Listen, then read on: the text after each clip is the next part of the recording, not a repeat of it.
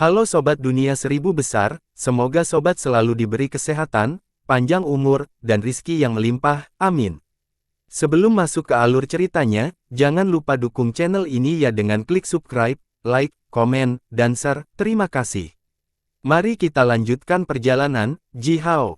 2 hari telah berlalu, rumah sementara yang megah dan luas telah dibersihkan dan direnovasi, semua kotoran yang telah terkumpul selama puluhan tahun sementara rumah sementara ini dibiarkan tidak digunakan, telah dibersihkan.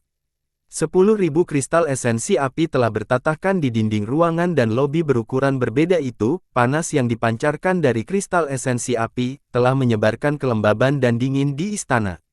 Para budak muda yang telah berjalan cepat melintasi kamar, dan sibuk dengan pekerjaan mereka, telah menambahkan sedikit kehidupan ke rumah sementara kuno dan misterius ini. Nama danau, yang terletak di bawah istana, adalah giok biru, dan bunga-bunga indah yang bermekaran di danau disebut tali giok, sesuai dengan nama danau, manor sementara itu disebut Istana Giok Biru. Istana Giok Biru telah dibangun untuk orang-orang yang disebut Master oleh Yingyan, untuk tujuan melihat bunga tali giok ini. Di dalam istana, teras yang sangat besar telah dibangun tepat di atas danau. Teras selebar hampir 1000 kaki itu benar-benar dicetak dengan perunggu. Totem hewan ajaib dan legendaris yang tak terhitung jumlahnya, seperti naga berapi api, burung phoenix, kuda berapi api, dan kura-kura berapi api timbul di lantai teras, dengan pengerjaan yang sangat halus. Berdiri di dekat tepi teras, orang bisa merasakan angin sepoi-sepoi bertiup di wajah, dan melihat hujan turun dari langit. Hujan deras yang jatuh ke kelopak tembus pandang dari bunga giok yang menyengat juga bisa dilihat dari atas sini. Tetesan hujan kristal memantul kembali oleh kelopak yang lembut namun kokoh dan naik kembali ke udara, terbang ke segala arah. Setiap kali kelopak seperti batu giok terkena tetesan hujan, mereka akan mengeluarkan suara gemerincing keperakan. Suara gemerincing kecil yang tak terhitung jumlahnya bergabung bersama, dan menjadi melodi alami yang menakjubkan, menarik, seolah-olah datang dari surga, mempesona semua orang yang mendengarnya. Nama, tali giok, sangat cocok dengan bunga ajaib seperti itu. Bunga-bunga itu seperti senar alat musik yang dimainkan oleh alam itu sendiri. Jihao mulai merasa bahwa tampaknya cukup masuk akal untuk membangun rumah sementara seperti itu, hanya untuk tujuan melihat bunga-bunga ajaib ini di danau. Yingyan telah berteriak, mengarahkan beberapa budak muda yang datang dari klan gagak api untuk dengan hati-hati mengangkat tripod bulat besar yang melingkar oleh 9 patung naga, ke tengah teras. Yingyan memeriksa arah kepala 9 naga itu berulang kali, lalu dengan hati-hati menyeka setitik debu kecil yang ada di gigi salah satu naga dengan lengan bajunya, akhirnya menghela nafas lega. Dia kemudian membuka tutup tripod sendiri dan melambaikan tangannya ke arah beberapa gadis. Melihat Yingyan melambaikan tangannya, gadis-gadis yang telah berganti menjadi gaun panjang merah dengan rambut mereka digantung longgar, membawa nampan emas selebar 3 kaki dan berjalan. Yingyan dengan hati-hati mengambil tongkat kayu berwarna merah darah itu, yang dipotong menjadi lebar 3 inci, panjang 1 kaki dan ditempatkan di atas nampan emas dengan teratur, lalu memasukkannya ke dalam tripod besar satu demi satu. Seluruh seikat 1000 tongkat kayu telah ditumpuk dengan teratur di dalam tripod. Setelah itu Yingyan menjentikkan jarinya ke arah tumpukan tongkat kayu. Sebuah bola kecil api biru putih perlahan terbang keluar dari sela-sela jari-jarinya, dengan ringan jatuh di atas tongkat kayu itu. Diikuti oleh suara nyala, bola api biru putih setipis sutra menyelimuti seluruh tripod. Setelah itu, aroma pekat mulai keluar dari tripod, perlahan-lahan menyebar ke daerah sekitarnya. Asap tak berwarna yang berasal dari tripod mengandung kekuatan hangat yang sangat tebal dan kaya. Jihao telah berdiri di dekat tepi teras dan menyaksikan lautan bunga. Dia dengan hati-hati menarik napas, dan tiba-tiba merasakan aliran kekuatan hangat menyembur ke perut bagian bawahnya. Rasa kekuatan garis keturunannya tiba-tiba menjadi lebih kuat, bahkan kekuatan fisiknya telah meningkat sedikit. Paman Yan, harta karun macam apa ini? Jihao tercengang oleh kekuatan asap, dan bertanya pada Yingyan. Yingyan mengangkat alisnya dengan bangga, menyeringai kepada Jihao dan berkata, "Yah, bukan harta karun, hanya orang-orang sepertimu mungkin hampir tidak melihatnya. Ini adalah cendana darah naga api yang asli. Anda harus menyiraminya dengan darah naga api berusia 10.000 tahun untuk membuatnya bertunas, maka ia hanya bisa tumbuh dewasa di dekat ventilasi vulkanik berusia jutaan tahun. Setelah itu hanya bisa ditebang dan dibuat menjadi dupa setelah 10.000 tahun.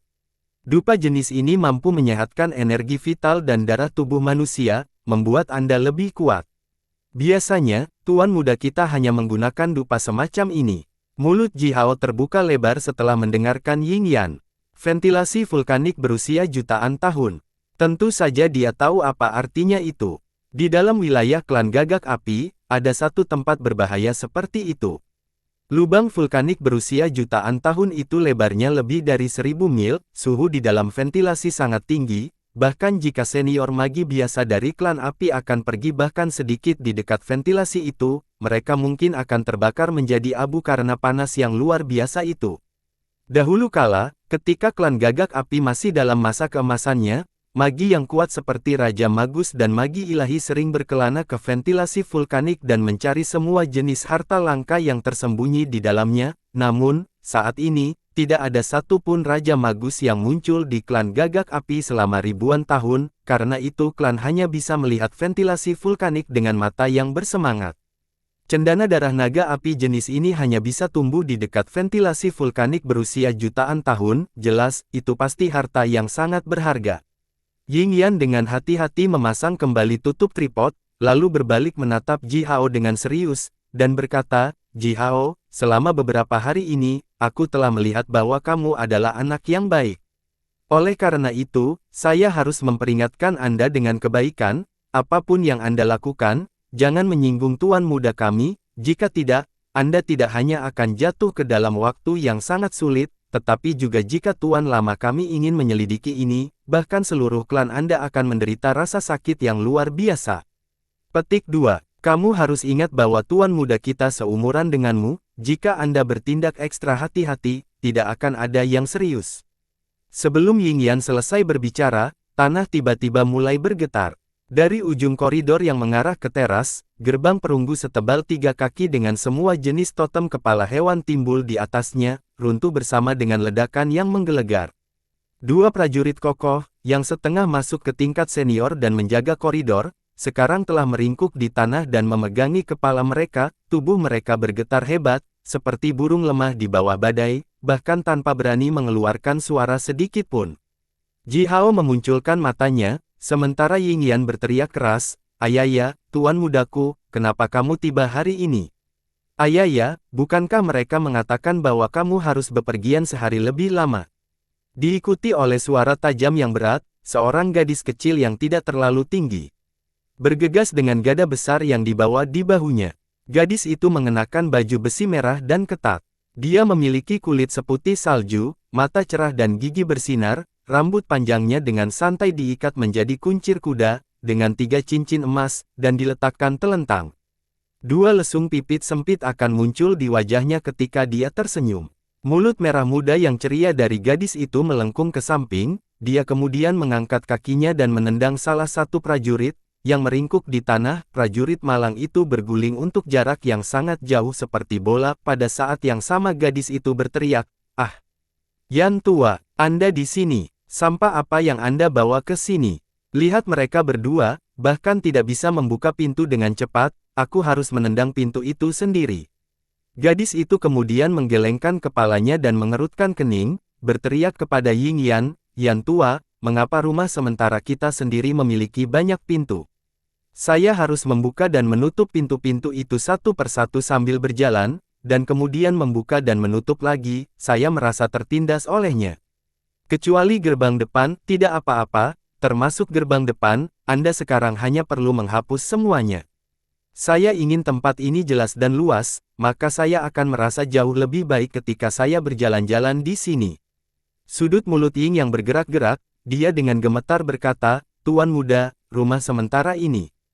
Gadis muda itu menunjukkan bagian putih matanya kepada Ying Yan, lalu menyela pidatonya dengan tidak sabar, "Itu milik kakak laki-lakiku, bukankah itu berarti itu milikku juga?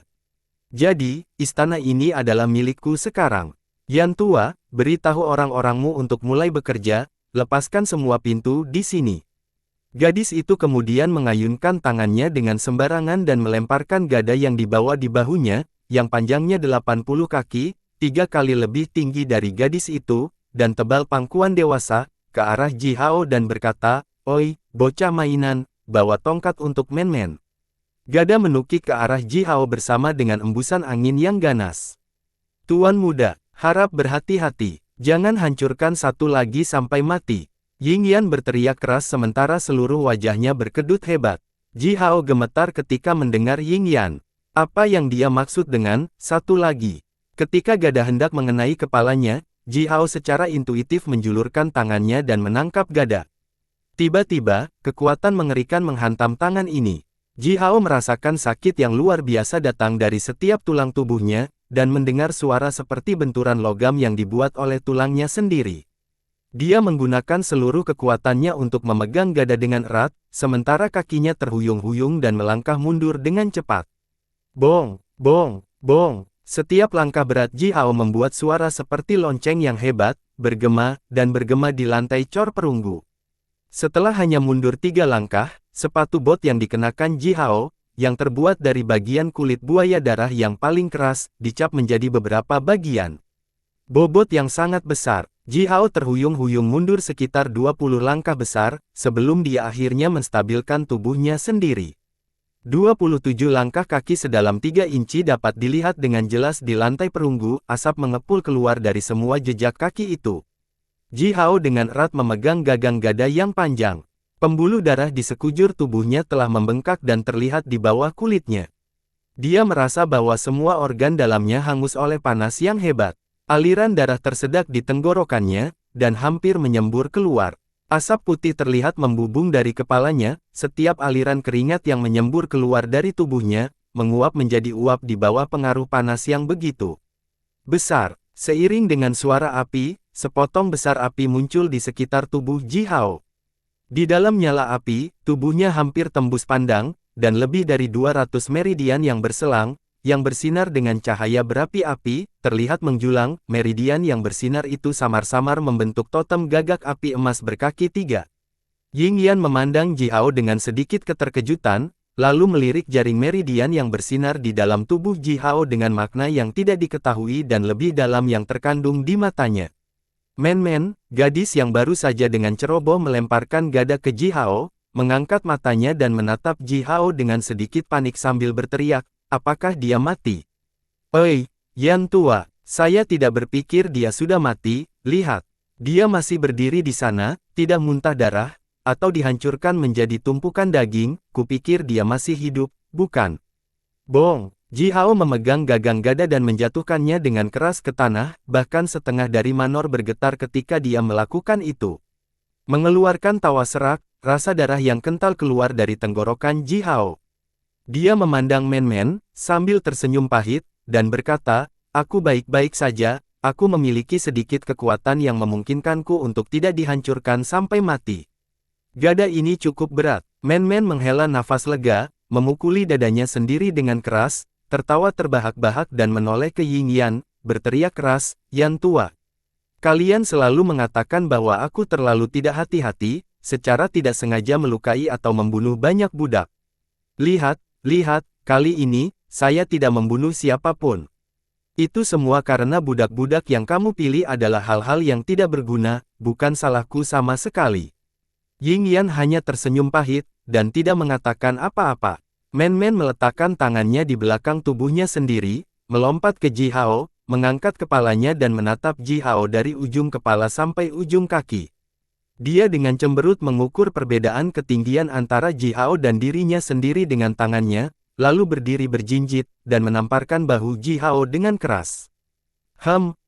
Siapa namamu? Kamu tidak terlihat jauh lebih tua dariku. Kamu bisa menangkap tongkatku, yang berarti kamu memiliki kekuatan dalam dirimu. Mulai sekarang, kamu mengikutiku, dan bertanggung jawab untuk membawa tongkatku." Wajah Ji Hao tiba-tiba bergerak-gerak.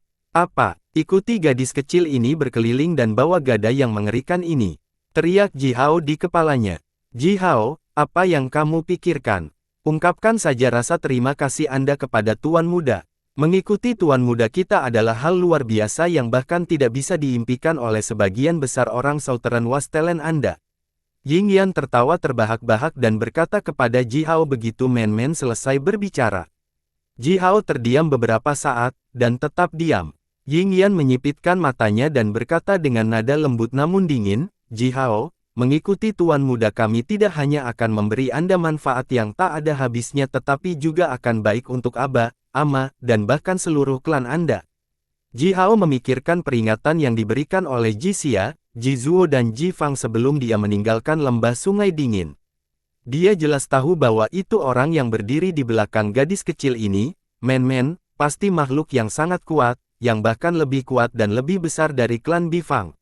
Seseorang yang klan Gagak Api tidak berani memprovokasi, apapun yang terjadi. Ying Yan baru saja dengan jelas mengatakan bahwa dengan mengikuti Men, baik dia maupun orang tuanya, bahkan klannya, akan mendapatkan keuntungan besar. Makna tersembunyi dari kata-katanya bahkan lebih jelas. Jika Ji Hao menolak untuk melakukannya, maka Ji Xia, King Fu dan klannya semuanya akan terlibat dalam semacam masalah besar.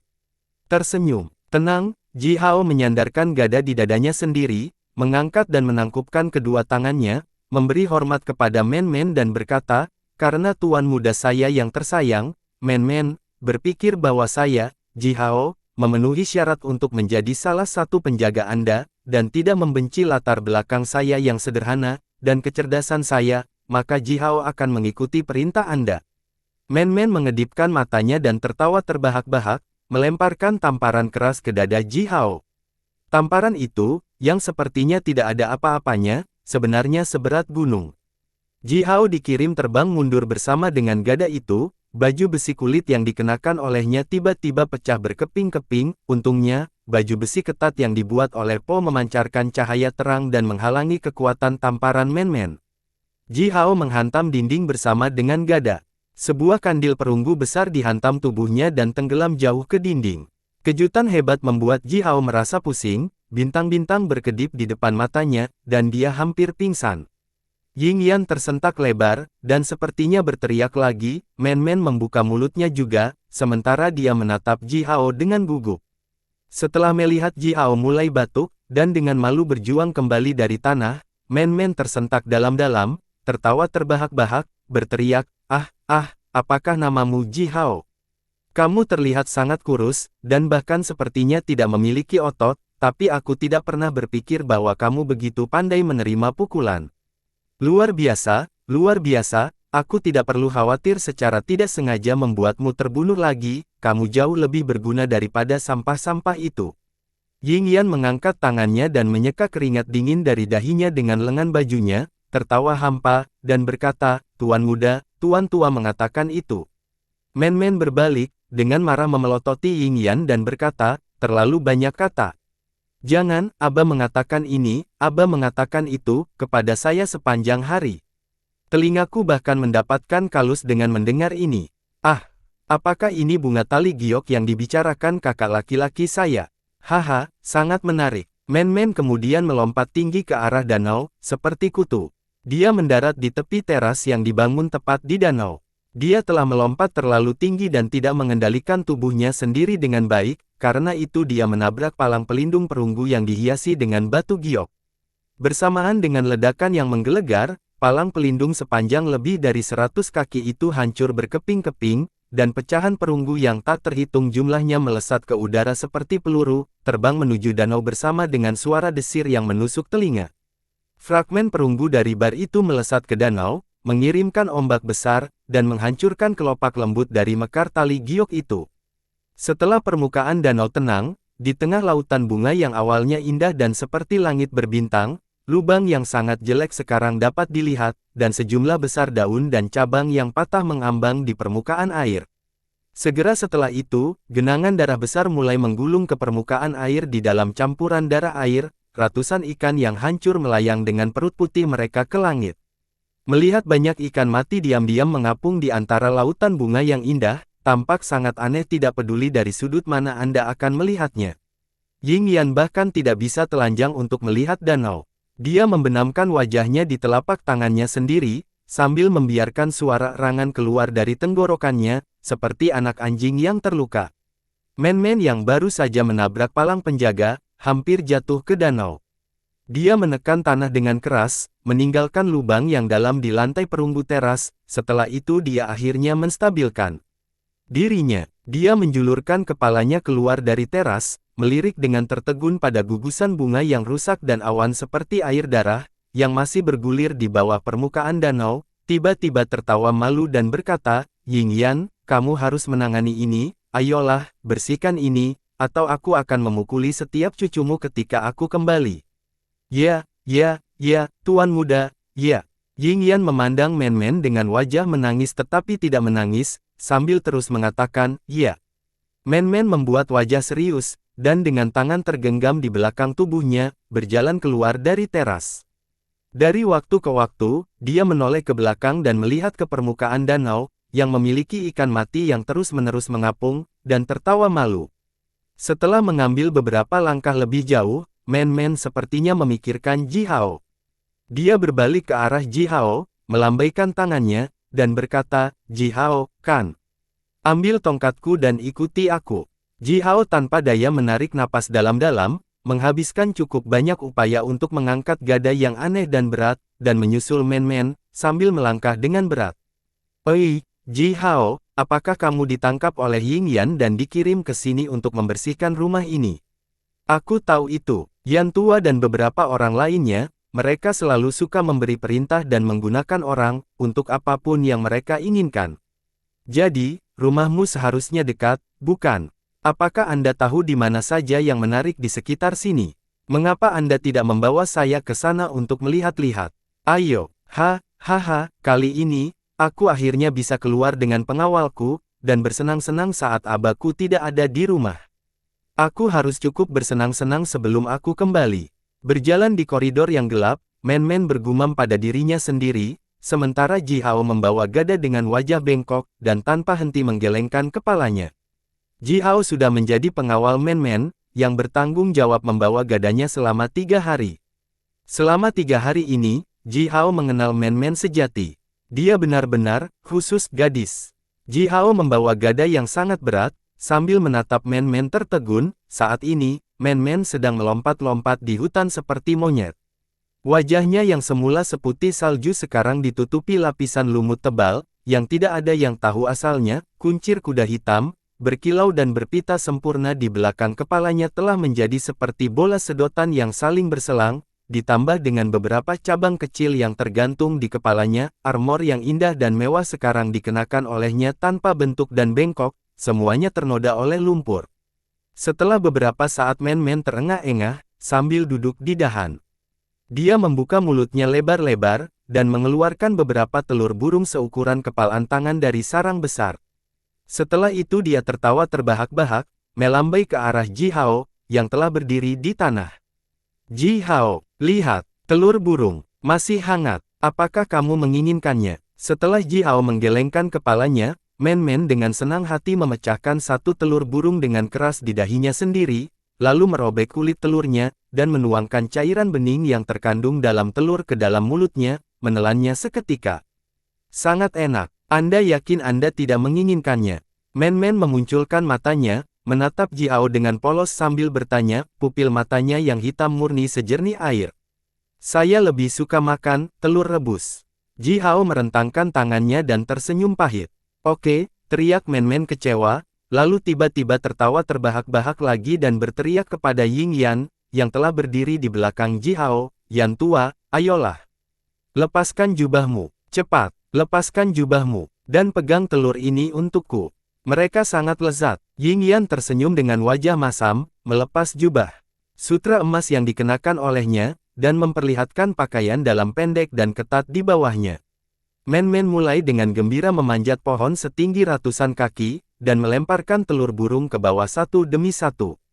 Yingyan bergegas ke bawah pohon dengan tergesa-gesa, dan dengan gesit menangkap setiap telur burung yang terbang turun dari langit. Setelah itu dia meletakkannya di jubahnya, yang telah terbentang rata di tanah. Pada saat yang sama, dia berteriak ke arah Men-Men, Tuan Muda.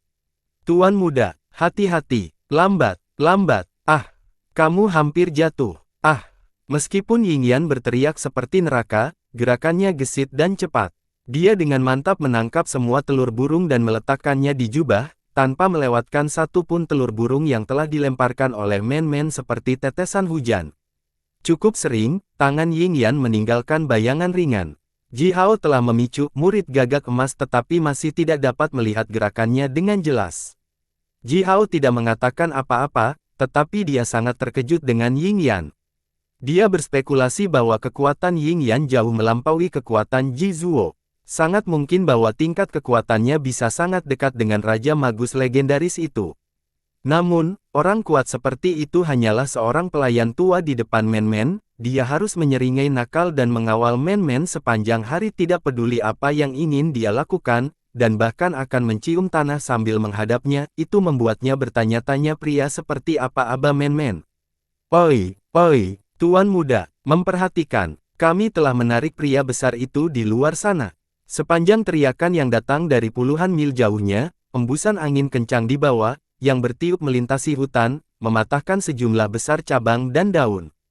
Bahkan hujan yang turun dari langit diguncang oleh gelombang suara yang tak terlihat, berubah menjadi awan besar kabut putih, yang turun dari langit dan menyelimuti seluruh area di dalamnya. Di 1 mil gunung lagi, puluhan penjaga yang datang bersama Men-Men, sekarang berlari melintasi lereng gunung yang tajam. Penjaga yang berlari di depan tim membawa seekor hewan berbulu sepanjang 3 kaki di tangannya. Benda kecil berbulu itu telah berjuang dengan gila-gilaan di tangannya dan mengeluarkan panggilan yang tajam namun kecil. Di belakang mereka, puluhan pohon raksasa dicabut oleh kekuatan yang mengerikan dan dilemparkan ke arah para prajurit itu seperti lembing bersama dengan suara swoosh yang menggelegar dan menusuk. Ji Hao dengan jelas melihat bahwa di depan pepohonan raksasa itu, udara bahkan telah berubah menjadi riak ledakan putih yang terlihat oleh kekuatan benturan yang menakutkan, jelas betapa besarnya kekuatan yang digunakan untuk melemparkan pohon-pohon. Puluhan penjaga dengan gesit berlari dan melompat melintasi hutan seperti kera. Pepohonan raksasa yang terbang di udara berjarak beberapa inci dari menggaruk tubuh mereka, setelah itu mereka hancur ke tanah. Batang pohon besar semuanya hancur berkeping-keping, tanah runtuh dan bebatuan meledak, mengaduk batu yang tak terhitung jumlahnya dan tanah dalam jumlah besar.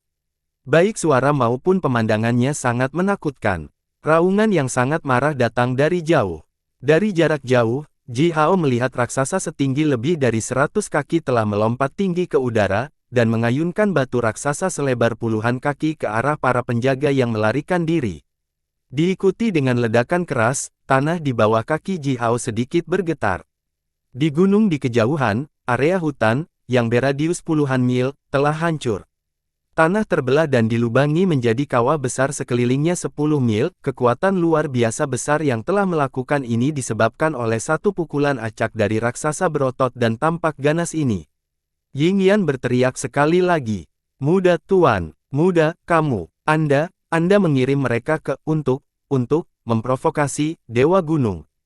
Di Southern Wasteland, di antara makhluk non-manusia seperti teman Ji Hao, Stone, Trimen dan Hang Luo, satu jenis makhluk dibentuk oleh energi dan kekuatan asli bumi dan pegunungan. Makhluk semacam ini telah dipelihara oleh energi kekuatan hidup alami dan kekuatan universal, setelah itu mereka membentuk tubuh, setelah itu, mereka mampu meningkatkan kekuatan, yang mirip dengan kekuatan alami pegunungan, oleh karena itu, setiap gerakan mereka mengandung kekuatan besar yang bahkan bisa mengguncang bumi. Makhluk ajaib semacam ini yang ada di hutan Wasteland Selatan, disebut Dewa Gunung oleh orang-orang dari klan primitif itu.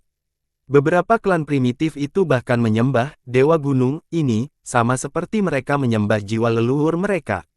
Dewa Gunung itu, yang disembah oleh orang-orang ini, akan melindungi klan mereka sementara orang-orang ini akan memasok makanan dan layanan lainnya kepada Dewa Gunung. Itu tidak lain adalah pria besar yang konyol, jangan melebih-lebihkan. Men-Men mengangkat kepalanya tinggi-tinggi, menghaluskan persendiannya lalu tiba-tiba melompat ke udara ratusan kaki dari tanah, embusan angin bertiup saat ini. Manusia-manusia terbang bersama angin, menuju Dewa Gunung, setelah hanya beberapa napas, dia telah terbang 7 hingga 8 mil jauhnya. Yang tua, jangan ikut campur dalam hal ini. Saya sudah lama tidak melatih seluruh tubuh saya. Aku bahkan merasakannya gatal. Teriak Men-Men, jika kamu bahkan berani ikut campur dalam ini, maka aku hanya bisa kembali dan melatih pukulan dan tendanganku pada putra dan cucumu. Wajah keriput Ying Yan tampak sangat pahit, seolah-olah dia hampir menangis, dia kemudian menghentakkan kakinya ke tanah, dan berteriak pada Ji Hao dengan gigi tergertak, Pergi. Pergi. Ikuti Tuan Muda. Jika dia terluka sedikit pun, kita semua harus mati. Cepat, cepat. Ikuti dia. Jangan turun tangan, tapi kamu juga tidak bisa membiarkan benda besar bodoh itu menyakiti Tuan Muda. Puluhan penjaga Men-Men telah mencoba yang terbaik untuk menghindari serangan mengerikan yang diluncurkan oleh Dewa Gunung. Mereka terengah-engah, sambil menghindari pecahan batu yang terbang dan melarikan diri dari Dewa Gunung dengan kecepatan tertinggi mereka. Dewa Gunung setinggi lebih dari 100 kaki meraung marah, menjatuhkan batu yang setengah hancur, lalu menarik pohon kuno setinggi ribuan kaki keluar dari tanah dengan kekuatannya yang sangat besar. Ho! Dewa Gunung sekali lagi meraung keras, mengayunkan batang pohon besar ke depan. Sebuah siluet kecil melintas di udara. Men-Men telah berlari ke Dewa Gunung seperti embusan angin yang menusuk, berteriak lalu mengangkat tangannya, dengan mantap menahan batang pohon itu kembali. Diikuti oleh ledakan yang menggelegar, tanah di bawah kaki Men-Men bergetar hebat, lalu terbelah menjadi kawah sedalam puluhan kaki, yang tiba-tiba tercipta di tanah. Sebuah bola awan berapi-api muncul di bawah kaki manusia-manusia, dia berdiri di atas awannya yang menyala-nyala, melayang di udara dengan batang pohon besar yang ditopang oleh lengannya, lalu berteriak lagi dengan suara rendah. Dia membalikkan tubuhnya dan meraih batang pohon, membawa seluruh pohon bersama dengan Dewa Gunung di sisi lain pohon, dan menghancurkan keduanya, pohon dan raksasa, ke tanah. Tanah bergetar cukup lama setelah pukulan itu, di mana setengah dari tubuh Dewa Gunung raksasa itu telah dihancurkan ke tanah. Dia berjuang cukup lama, tetapi masih tidak bisa keluar. Mulut Ji Hao terbuka, sementara dia menatap Men-Men dengan tertegun. Kekuatan semacam ini, gadis kecil ini bahkan tidak menggunakan kekuatan magis apapun, tetapi baru saja menekan Dewa Gunung, yang sangat raksasa dan kuat ini, murni. Tergantung pada kekuatan fisiknya. Kekuatan fisik macam apa ini? Gadis kecil ini bahkan beberapa bulan lebih muda dari Ji Hao. Hutan dalam radius puluhan mil telah bergetar hebat dan berkeping-keping, dan beberapa bukit telah hancur di udara. Tanah bergetar hebat, badai bergegas menuju langit dari tanah, benar-benar menyebarkan sepotong besar cumulonimbus, yang memiliki radius hampir ratusan mil, dan menunjukkan langit biru murni. Sinar matahari terang yang tidak terlihat selama lebih dari setengah bulan, sekarang turun dari langit, menerangi sepotong hutan ini. Haha, hoa, haha. Men-Men tertawa dan berteriak, seperti monyet gila. Rambut panjang itu telah berkibar longgar di belakang kepalanya, dan beberapa cincin emas yang mengikat rambutnya sudah lama hilang. Tubuh kecilnya melesat di udara, sekilas bersama dengan suara mendeki, meninggalkan serpihan bayangan di belakang, kemudian dia meraih lengan besar Dewa Gunung dan dengan gila-gilaan mengayunkan seluruh tubuhnya ke tanah, mengulangi ini berulang kali. Dewa Gunung, setinggi lebih dari 100 kaki, meraung kemarahan, namun, tidak peduli seberapa keras dia mencoba, dia tidak bisa melepaskan diri dari sepasang tangan seputih salju dan lembut Men-Men, gadis kecil yang tingginya kurang dari 5 kaki. Manusia-manusia tiba-tiba muncul di tempat tertentu seperti hantu, dengan tubuh raksasa Dewa Gunung terseret di tangannya, dia membawa Dewa Gunung ke atas, lalu menghancurkannya dengan keras ke tanah. Pada detik berikutnya, dia tiba-tiba menghilang dan muncul lagi puluhan mil jauhnya, melemparkan ratusan tendangan berat ke arah Dewa Gunung dan menendangnya jauh ke tanah, lalu mengangkat bukit ke samping dan memukul ke arah wajah Dewa Gunung dengannya. Men-Men menukik di udara seperti bintang jatuh, setiap gerakannya bahkan membuat langit bergetar, dan menyebabkan ledakan gemuruh seperti guntur terbesar. Riak ledakan udara putih dan ganas yang disebabkan oleh kekuatannya yang luar biasa, menghantam keras ke segala arah, potongan-potongan besar kayu terkena, patah oleh ledakan udara, pecahan batang pohon dan potongan cabang dikirim tinggi ke langit seperti badai, lalu perlahan jatuh kembali ke tanah puluhan mil jauhnya. Ji Hao menganga saat dia memegang gada Men-Men. Dia menatap gadis kecil itu, yang tak terkendali dalam menyerang Dewa Gunung yang malang itu. Men-Ma tidak menggunakan kekuatan magis apapun. Tidak ada satu jejak pun kekuatan magis yang bisa dirasakan datang dari tubuhnya.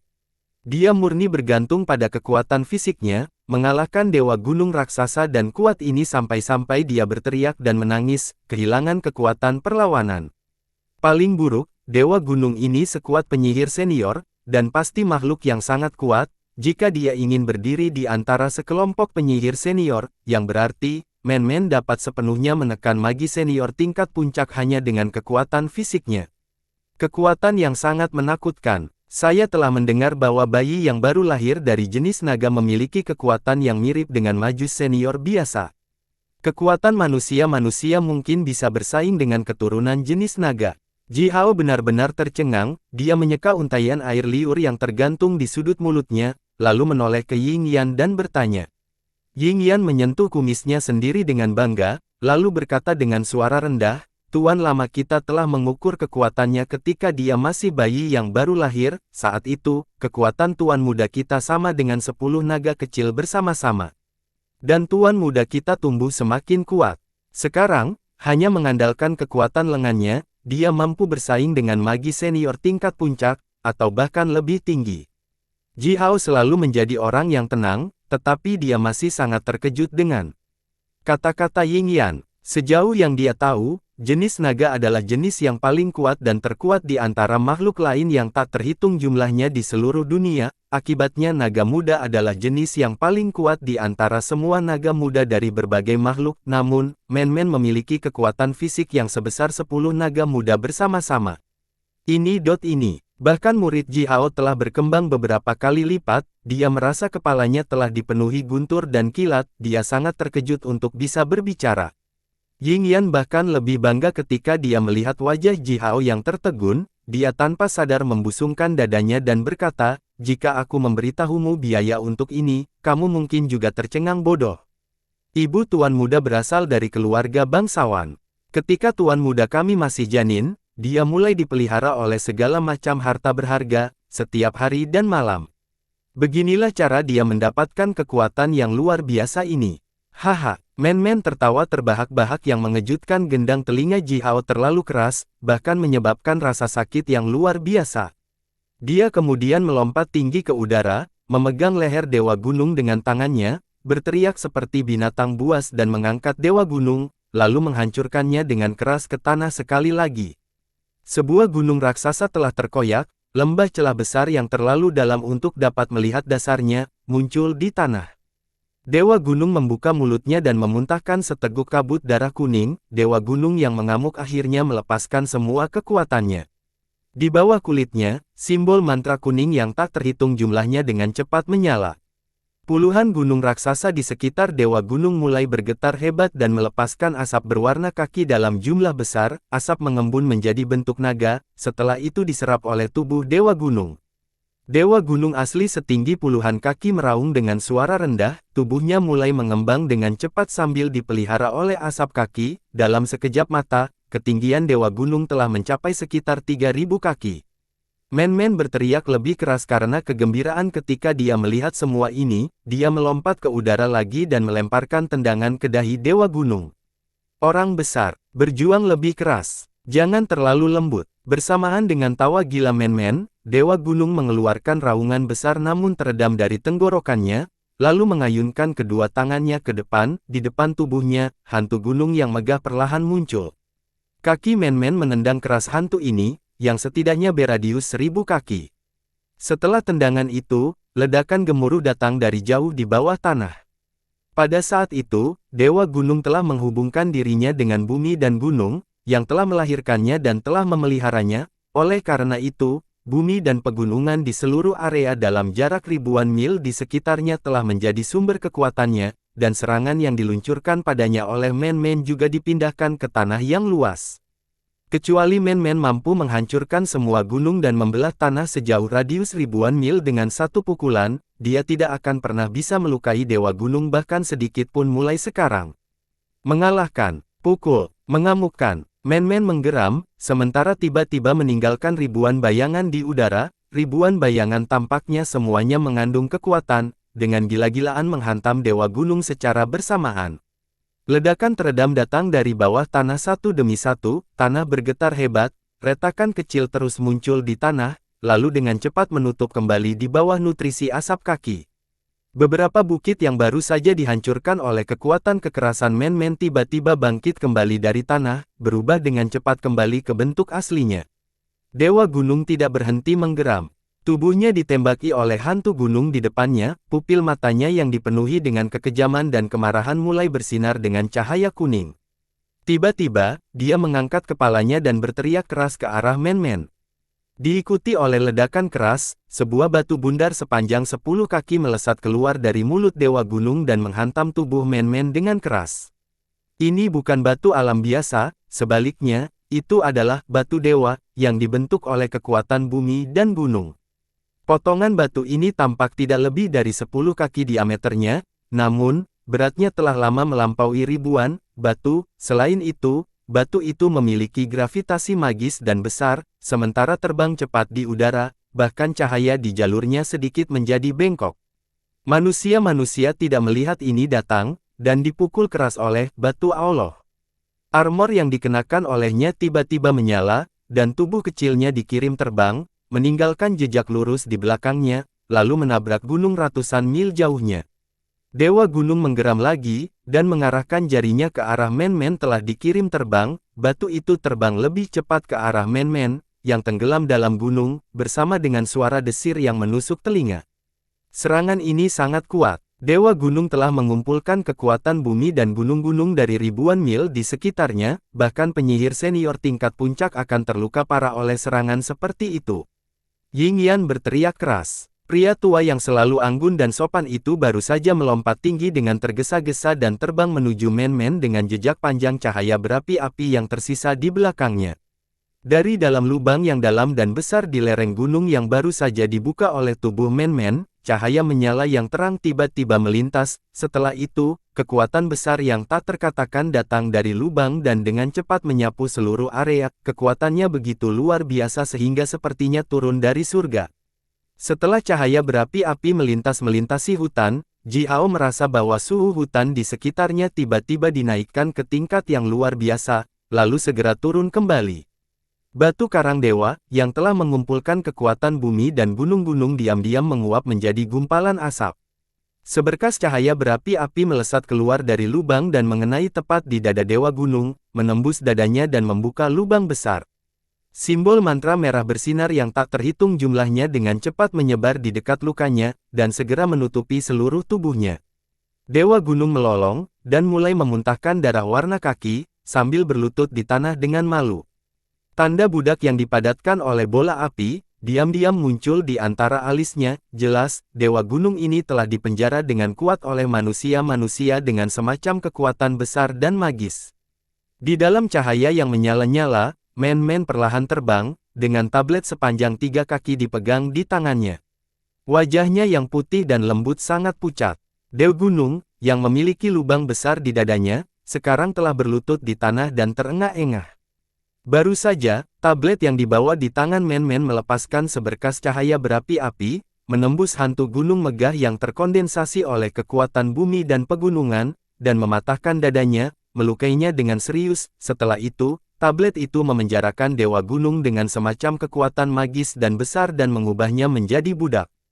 Saat ini, rasa kekuatan yang berasal dari tubuh Dewa Gunung telah menjadi sangat lemah, bahkan tidak lebih besar dari junior magus biasa.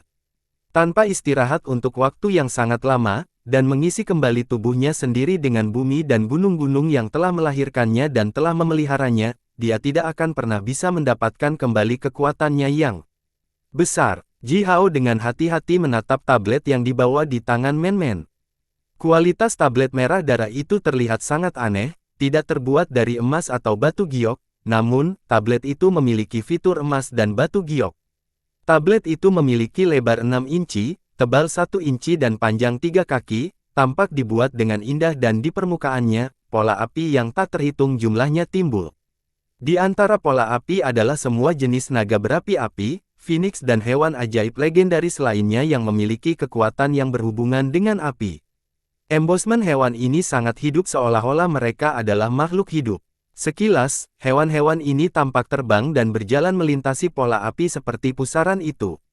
Ji Hao ingat dengan jelas bahwa ketika tablet ini telah melepaskan cahaya yang menyala-nyala, kekuatan yang menyertainya telah membuat seluruh tubuhnya menjadi kaku, seolah-olah dia adalah semut kecil yang melihat dewa yang turun dari langit dan melihat ke bawah ke seluruh dunia. Pikirannya menjadi kosong, dan dia merasa seolah-olah dia benar-benar kehilangan kendali atas tubuhnya sendiri. Kekuatan itu sangat menakutkan sehingga Ji Hao akan mengingatnya sampai akhir hidupnya, namun, kekuatan luar biasa itu hanya merupakan akibat dari kekuatan yang dilepaskan oleh tablet. Oi, kamu, tidak percaya bahwa Anda baru saja mendorong saya untuk menggunakan harta penyelamat hidup yang diberikan oleh abah saya. Kamu hebat. Man-Man berdiri di depan Dewa Gunung, membawa tablet di tangannya, mengayunkannya dengan santai dan menendang keras lengan Dewa Gunung yang telah menopang tubuhnya sendiri ke tanah. Apakah Anda tahu berapa banyak waktu yang dibutuhkan tablet Aba untuk mengisi kembali kekuatannya? Itu harus ditempatkan di bawah sinar matahari sepanjang hari. Untuk mengisi kembali kekuatan yang baru saja saya gunakan di sana. Sekarang kita berada di musim hujan. Bagaimana saya bisa mengisi ulang daya untuk tablet ini? Man-Man memegang tablet itu, memukul keras kepala Dewa Gunung, menyebabkan percikan api besar beterbangan. Bahkan Ying Yan, yang berdiri di samping Man-Man, membuka mulutnya ketika dia melihat ini. Bawa aku ke sarangmu. Orang-orang besar sepertimu selalu memiliki barang-barang bagus di sarangmu. Man-Man menyipitkan matanya dan berteriak dengan penuh semangat, jika kamu tidak memiliki cukup harta di sarangmu, kamu akan sangat mati. Sudah kubilang, kakakku sedang membangun istana baru untuk abaku, mereka benar-benar bisa menggunakan beberapa tenaga. Dewa Gunung telah mengecilkan tubuhnya menjadi sekitar 50 kaki tingginya, dengan lemah mengeluarkan suara teredam, berdiri perlahan, menyentuh lubang besar di dadanya dan kemudian berjalan dengan langkah besar menuju arah asalnya. Sambil berjalan, pria besar ini sering menoleh ke belakang dan melihat bola bulu kecil yang dipegang di salah satu tangan penjaga. Ji Hao baru saja menyadari bahwa hewan berbulu kecil yang dipegang di tangan penjaga, tampak seperti macan tutul yang dibangun, tetapi lebih kecil. Binatang kecil itu berjuang dan melolong keras. Ji Hao juga menemukan bahwa rasa kekuatan yang dilepaskan dari tubuhnya tidak berbeda dengan rasa kekuatan Dewa Gunung. Ji Hao memikirkan apa yang dikatakan oleh para magus Pries yang lebih tua itu, seperti Ji Kui, di klan Gagak Api, kepadanya.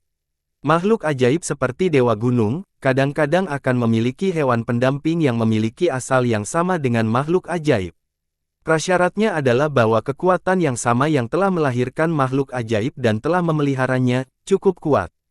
Hewan-hewan yang menyertainya memiliki arti yang sama bagi dewa-dewa gunung seperti kerabat darah yang dimaksudkan bagi manusia. Oleh karena itu, Man-Man mengirim penjaga untuk menyelinap ke sarang Dewa Gunung dan merebut hewan kecil ini. Inilah sebabnya mengapa Dewa Gunung sangat marah, dan mengusir mereka, baru kemudian dibawa ke Man-Man dan dipukuli begitu parah oleh gadis kecil itu.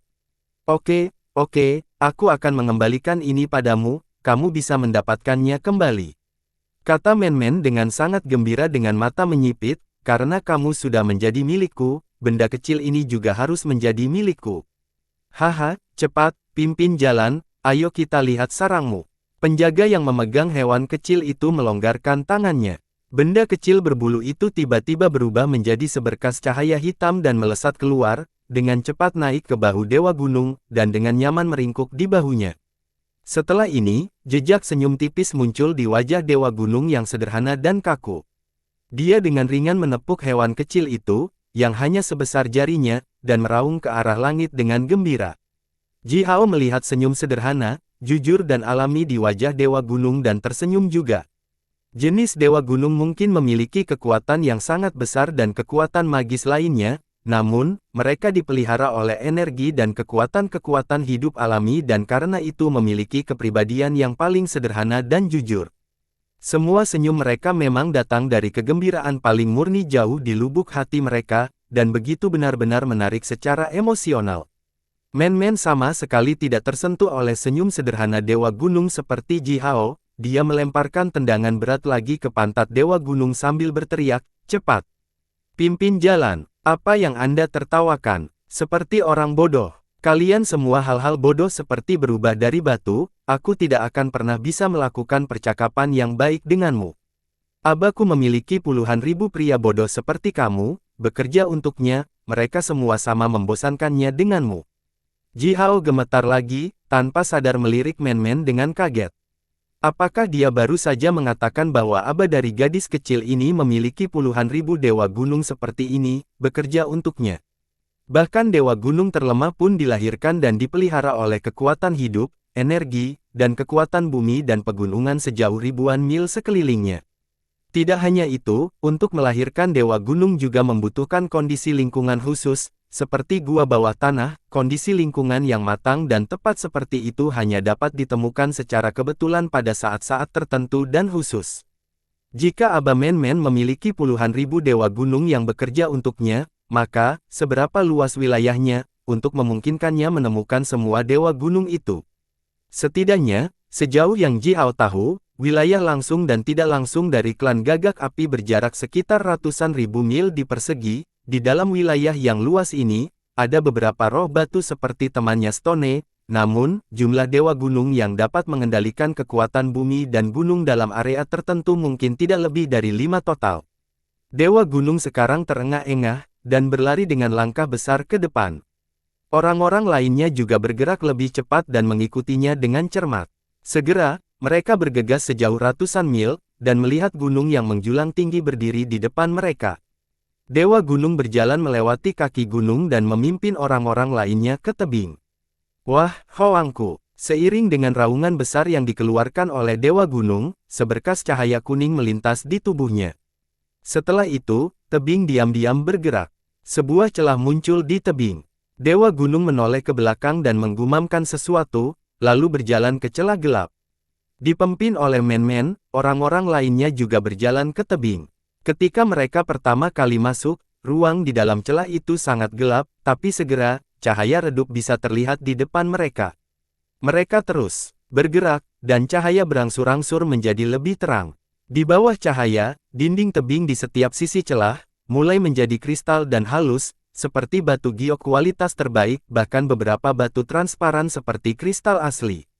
Cahaya ajaib ini keluar dari batuan kristal ini. Dari waktu ke waktu, simbol mantra kuning yang terbentuk alami akan melintas melalui dinding tebing, lalu dengan cepat menghilang.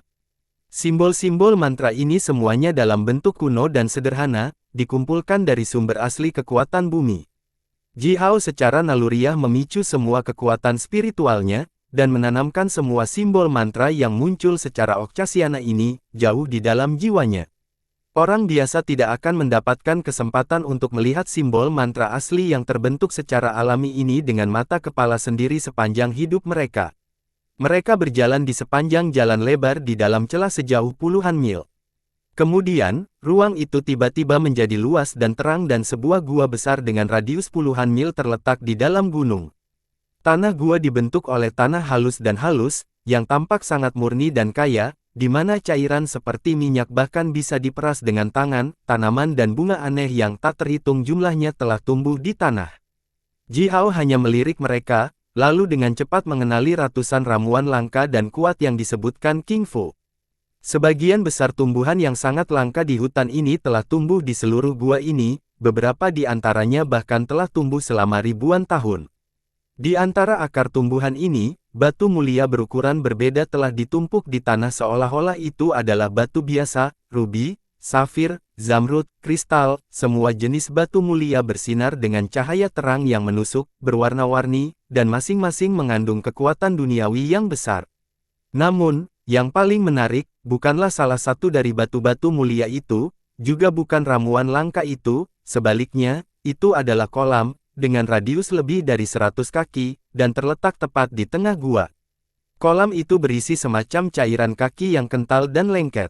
Aroma tanah yang kental keluar dari cairan, membuat Ji Hao merasakan gatal yang sangat tidak nyaman di tenggorokannya. Ying Yan berseru, begitu banyak susu esensi bumi. Berapa tahun yang dibutuhkan untuk mengumpulkan seluruh kolamnya? Bersambung.